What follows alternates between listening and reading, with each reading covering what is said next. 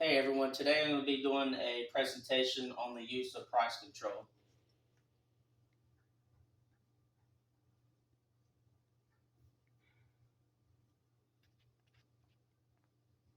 The definition of what is price control: price controls are government regulations on wages or prices or their rates of change.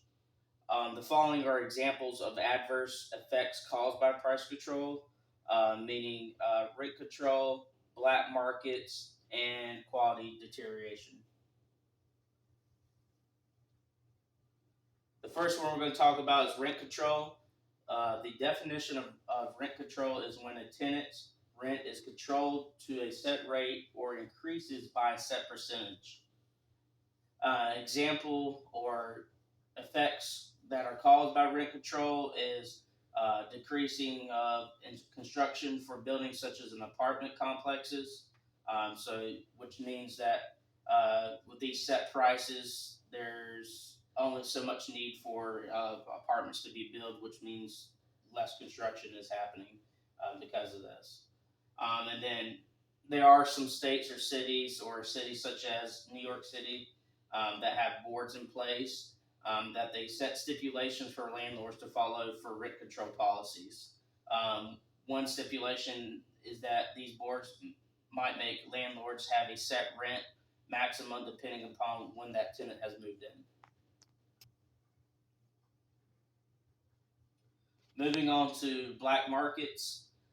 Black market is defined as a that involves the sale of goods and services in an illegal, uncontrolled, and unregulated manner. Also, with black markets, prices are usually higher than the legally permitted prices, and then also higher than it would be in a free market. Negative impacts on black markets are one being organized crime might be involved in black market because using the black market there's multiple parties that are involved on making these transactions for these products or services, and a lot of times on the law enforcement side, um, these investigators or law enforcement agencies will go in and try to investigate these black markets and prosecute people that are involved in these black markets or creating organized crime from these black markets.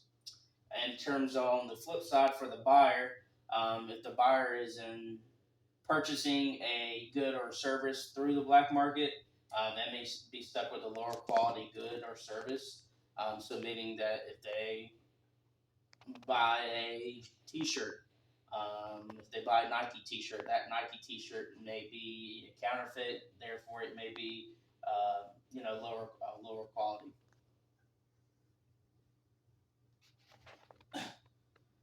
Now moving to which coincides with what I was just last talking about is quality deterioration. Price control creates quality deterioration in multiple ways, such as with services or goods, such as what I was referring to as the T-shirt. If it's a counterfeit T-shirt or whatever, it might be lower quality.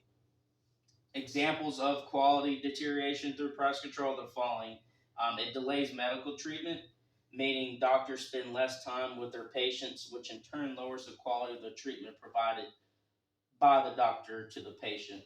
And then kind of going back to rent control for such things as apartment complexes, it creates the potential of the quality of the apartment to be lower to the tenant, meaning that certain things might be at a lower quality, the upgrades might be lower quality, or the living conditions might be a lower quality. And then lastly, when is it justifiable to use price controls? One is when they are used to prevent producers from price gouging, meaning that if there's a product that a person or a company that is producing, the government might implement laws to prevent companies from price gouging, such as like gasoline prices or something like that. This is especially common in the housing and rental industry. And then, secondly, moving on, this prevents monopolies from developing. Price controls could help with a whole bunch of chaos from multiple people trying to price gouge people. And then when kind of circling back to what I was saying, when governments intervene with price controls, it allows companies that are selling the goods or the services to remain competitive and profitable, meaning that sometimes it's not good for the government to intervene, but in this case, for a company or an individual that's selling a good or service, the government intervening by implementing some kind of ruling or policy or law could help them out to be able to set their prices to a certain extent to be competitive with other people. And then here's the following as my references from all the information in the PowerPoint. And thank you for watching.